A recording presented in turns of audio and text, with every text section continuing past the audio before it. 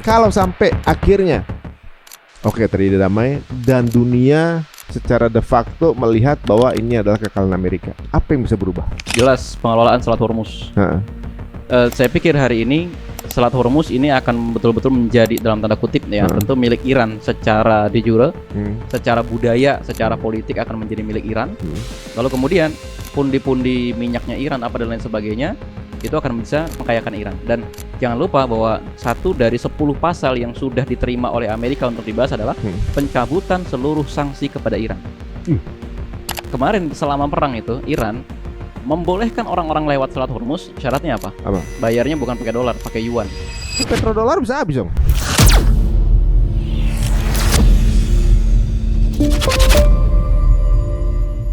Assalamualaikum warahmatullahi wabarakatuh. Alhamdulillah, kembali lagi cerita untuk teman-teman semuanya. Akhirnya setelah 7 purnama kembali lagi ada Syekh Ammar Risalah bersama kita hari ini. Assalamualaikum warahmatullahi wabarakatuh. Banyak kejadian eskalasi peperangan geopolitik Timur Tengah yang sifatnya mungkin naik turun. Tapi yang unik sebelum kita bahas mengenai Al-Aqsa ini, banyak tweet dari Donald Trump yang ngaget-ngagetin terus tiba-tiba gitu ya. Iya, betul. Waktu kemarin antum ngerasa gak sih paskah dia open that F straight the price be to Allah. Gitu. Itu di Paskah ngomong gitu, terus dimarahin orang Kristen. Iya, benar. Di Paskah mau dengan kata-kata kasar, begitu pakai tuannya agama Islam mempermalukan kita, dia bilang begitu katanya. Udah gitu setelah itu bikin ancaman akan menuklir Iran gitu. Bagaimana antum melihat orang ini nih? Memang udah waktunya kadaluarsa atau gimana sih? Pertama kalau saya jadi Donald Trump, memang saya lagi pusing. Pusing kenapa? Satu, oke nih urusan Palestina selesai nih dengan Board of Peace. Ya.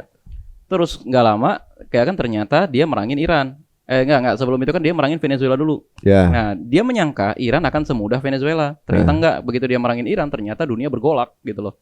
Iran ternyata lebih pinter daripada kebanyakan negara-negara yang selama ini berhadapan sama Amerika.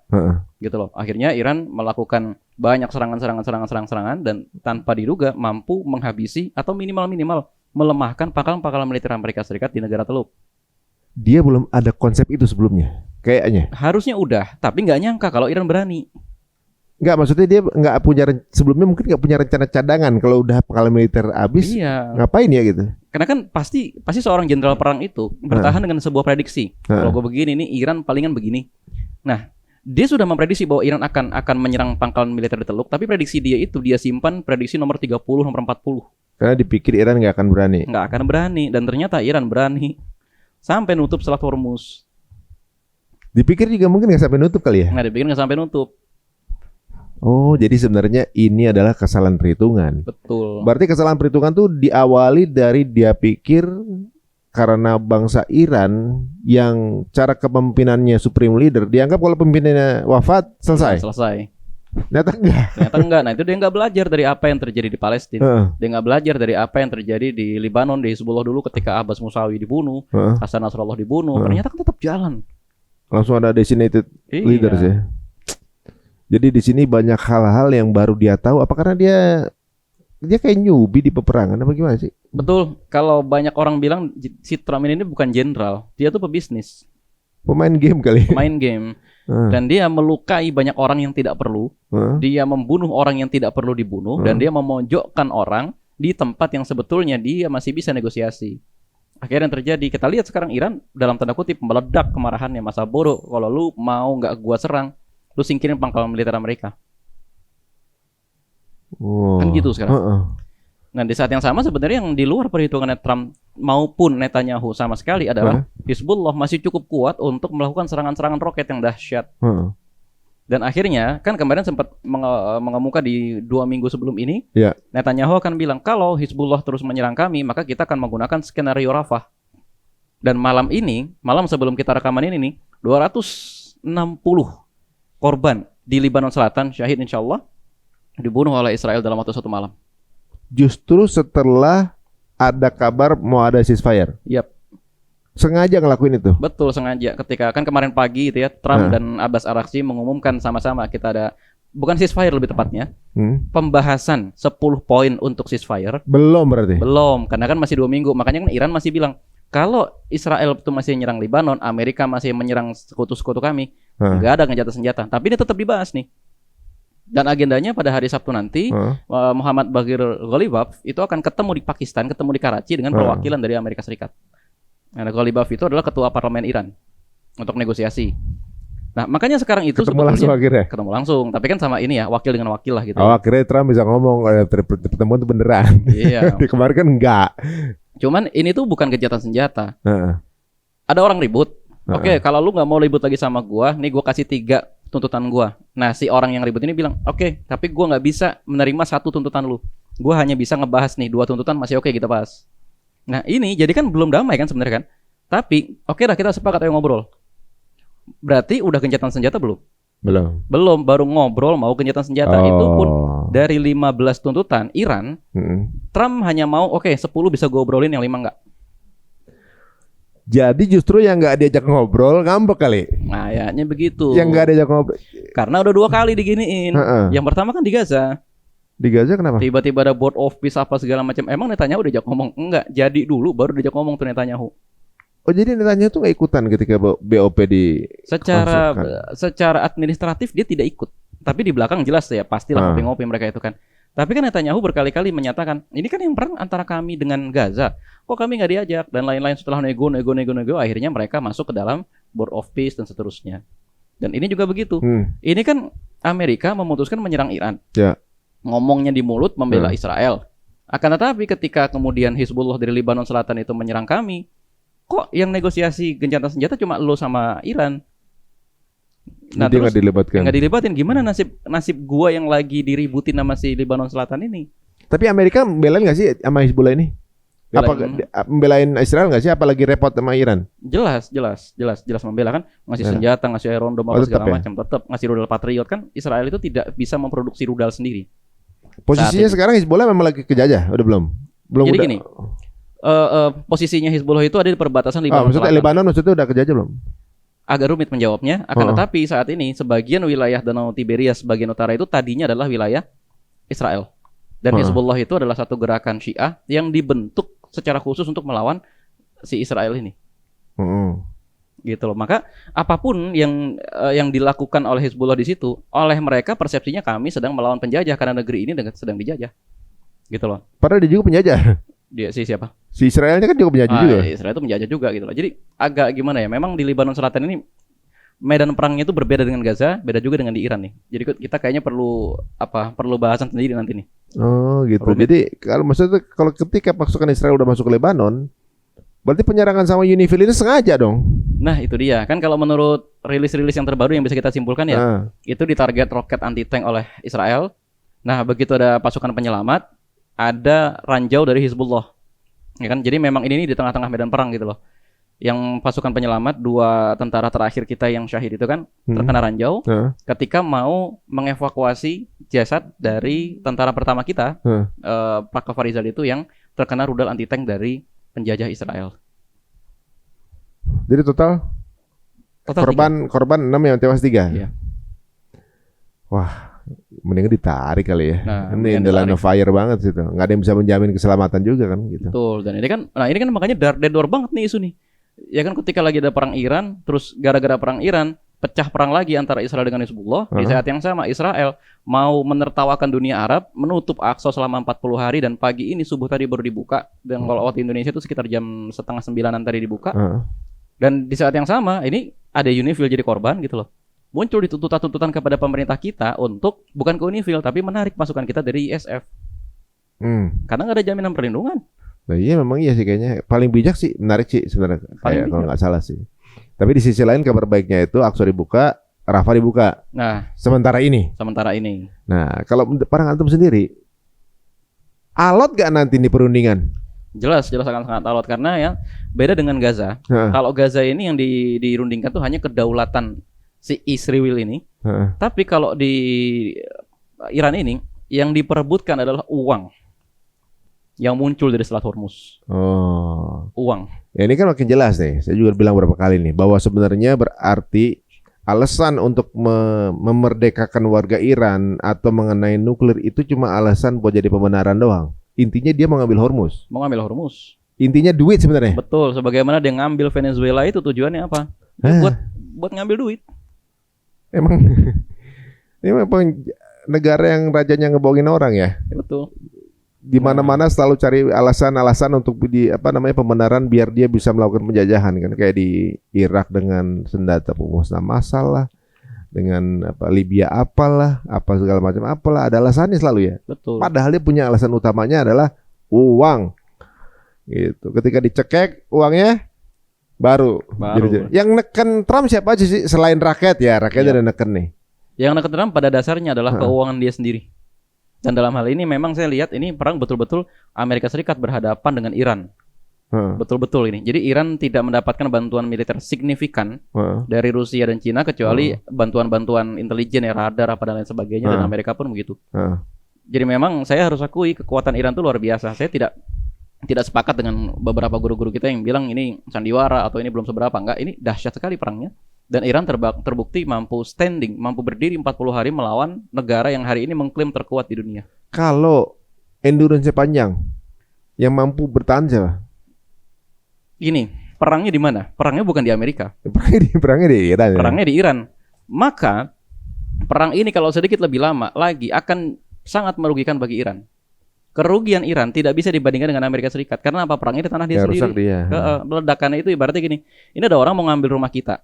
Mau kita ngelawan dengan cara ngeledakin tabung gas, kita ngelawan dengan cara ngerubuhin rumah kita sendiri, yang rugi tetap kita. Benar. Tapi ada sisi lainnya, yang bisa bertahan lebih lama kita juga. Nah itu dia. Karena nggak ada pilihan. Itu. Iya kan? Paling kalau Amerika dalam tanda kutip, kerugiannya itu jelas lebih terukur. Apa ukurannya? Tentara dia mungkin meninggal, mati gitu ya, atau uang dia mungkin habis dan lain sebagainya, tapi negeri dia tetap aman. Maksudnya kalau udah nggak ada uang ya nggak usah nyerang lagi kan gitu kan? Lagi tinggal begitu, tinggal mundur. Kalau Iran kalau udah nggak ada uang, ya kerjajah.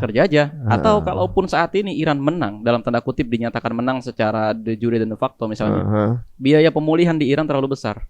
Itu kan masuk dalam poin. Nah itu dia kan. Tapi kan untuk nunggu itu bisa bertahun-tahun. Gaza dari bulan Oktober 2025 dijanjikan akan rekonstruksi di fase kedua. Sekarang udah bulan apa? April, Mei, Juni. Udah hampir 7 bulanan nggak direkonstruksi. Siapa yang mau rekonstruksi juga? Satu lagi perang, nggak punya duit juga, dia lagi pada habis-habisan. Emang kalau di suasana perang emang banyak hal yang kemudian nggak jadi prioritas ya. Contoh gini katanya nih, penerbangan, nih saya baru dengar guys ya, penerbangan komersil kalau lewat itu lagi perang, kena tembak, itu pengusutannya itu kayak war casualties aja gitu. Kalau misalnya lagi anteng-anteng aja ada yang nembak, wah diusut tuh. Tapi lagi perang lewat. Iya. Itu jadi kayak war casualties saja, korban perang aja, nggak bisa pakai diusut ya, lu di situ gitu. Ya mungkin seperti kasus MH370, ya kan? Itu kan orang hilang kan itu. Iya, itu orang berdebat itu. Apakah ada yang nembak? Ya nembak siapa? Oh, yang waktu apa Rusia waktu itu? Betul. Oh. Orang kan spekulasi.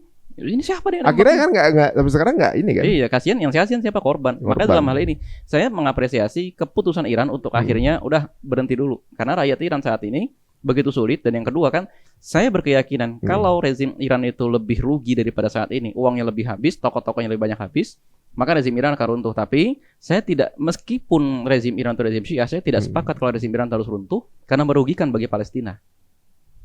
Bantuannya nyata. Ya. Itu loh. Dan kalau saya bilang sih memang bisa jadi ini gerbangnya nih. Kalau Iran runtuh, nggak ada tuh kemungkinan berikutnya tuh Arab Saudi dan Turki kan? Betul. Dan bagi Amerika udah nggak perlu ngeruntuhin Saudi, orang udah nurut. Udah nurut ya benar-benar. Sama kayak Jepang, anak kan baru pulang dari Jepang nih semalam. Ternyata Jepang itu nggak punya tentara nasional lagi untuk bela negaranya sejak kalah perang waktu dulu. Kan Jepang sama Amerika tuh dulu kan hampir sama kekuatannya. Dengan keberanian itu Jepang, dengan apalagi semangat girohnya warga Jepang bela negara kan kayak gitu kan. Betul. Sejak kalah mereka tuh dikerdilkan, jadi cuma tentara pertahanan aja kalau diserang. Jadi nggak bisa dia ngelawan Amerika, dan di bawah kontrol Amerika bahkan ada pangkalan militer Amerika gitu di situ. Nah mungkin dia kepengen menjepangkan Iran kali ya. Betul. Atau negara yang lain seperti Arab Saudi atau segala macam kan jadi seperti anaknya dia gitu. Iya, memang itu yang diinginkan. Seperti mungkin saat ini ya kasusnya seperti Lebanon udah dilumpuhkan saja gitu loh. Akan tetapi ya sebagaimana umumnya kaum muslimin itu baik Sunni maupun Syiah, dia akan terus bereaksi. Di Lebanon tentaranya udah jelas-jelas bukan tentara Islam, Lebanon juga sudah bukan negara Islam, muncullah Hizbullah kan begitu. Negara Palestina yang kemudian melalui perjanjian Oslo atau perjanjian-perjanjian yang lain tidak bisa lagi punya tentara, maka bangkitkan brigade-brigade. Iya kan, ada gerakan hak gitu ya.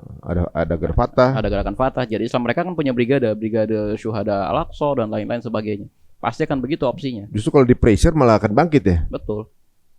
Ini mesti dibaca dari mereka mestinya ya. Tapi ya mereka sekarang ini kayak lagi banyak salah perhitungan sih kali ya. Betul. Dalam perang ini kan. Ini udah dipastikan perekonomian mereka ini lagi hancur. Hancur-hancurnya. Saya dengar kabarnya hari ini bensin tuh udah 100% naiknya. Betul. 2 kali lipat. 2 kali lipat. Dan sebentar lagi mereka ada perhelatan Piala Dunia. Duitnya ini nggak tahu deh nih. Kalau mereka kan enakannya mereka yang punya dolar ya. Iya.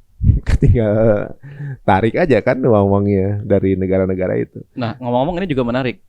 Kemarin selama perang itu Iran membolehkan orang-orang lewat Selat Hormuz. Syaratnya apa? Bayarnya bukan pakai dolar, pakai yuan. Sekarang pakai yuan. Sekarang pakai yuan, yang boleh lewat nih udah pakai yuan bayarnya. Jadi petrodolar bisa habis dong. Nah, sejak tahun 2022, negara-negara Teluk tuh udah ngancem Trump sebenarnya. Kami mau pakai petro yuan. Udah ngobrol sama Cina sebenarnya.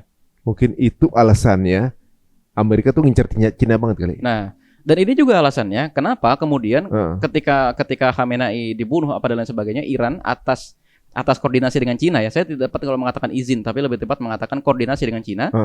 Menghancurkan pangkalan-pangkalan militer Amerika Serikat di Teluk untuk tujuan apa? Untuk membuka jalan. Ya, nih Rusia sama Cina siapa yang mau ganti ini nih? Siapa yang mau ganti pos satpam yang kosong ini nih? Kerennya itu. Bener juga deh. Gitu. Tapi kan mereka harus ngakrapin dulu tuh negara-negaranya. Nah itu dia.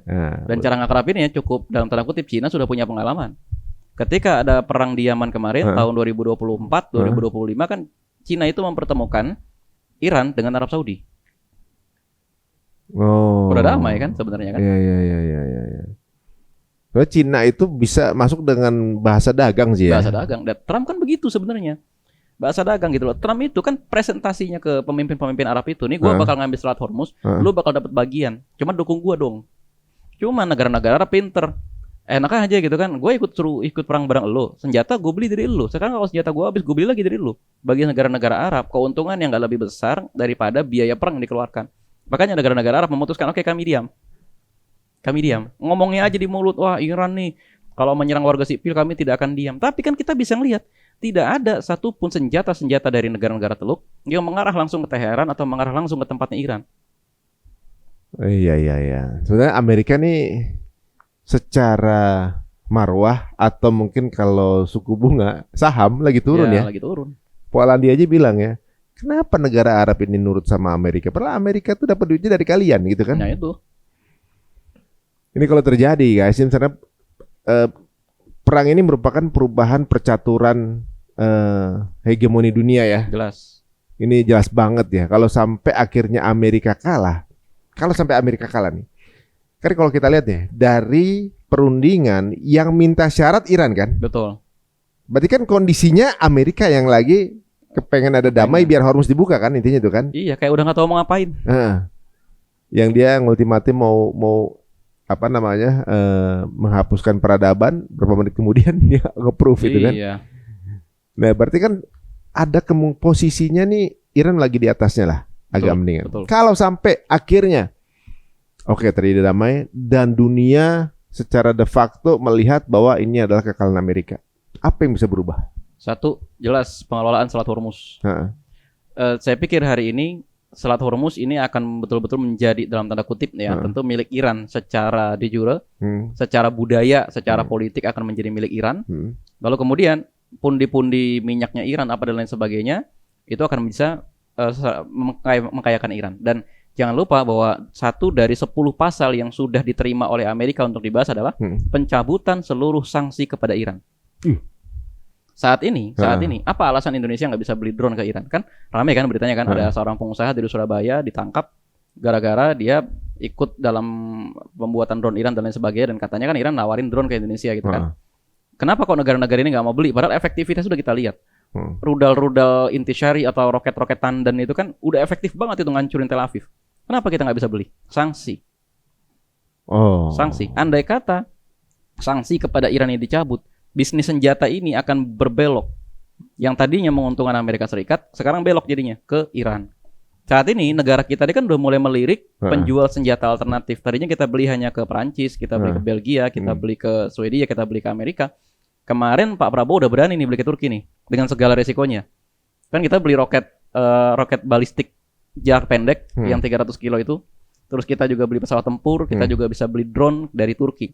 Ini sebetulnya secara politik internasional ini cukup manuver yang cukup berbahaya. Gitu loh. Kenapa bisa begitu Pak Prabowo?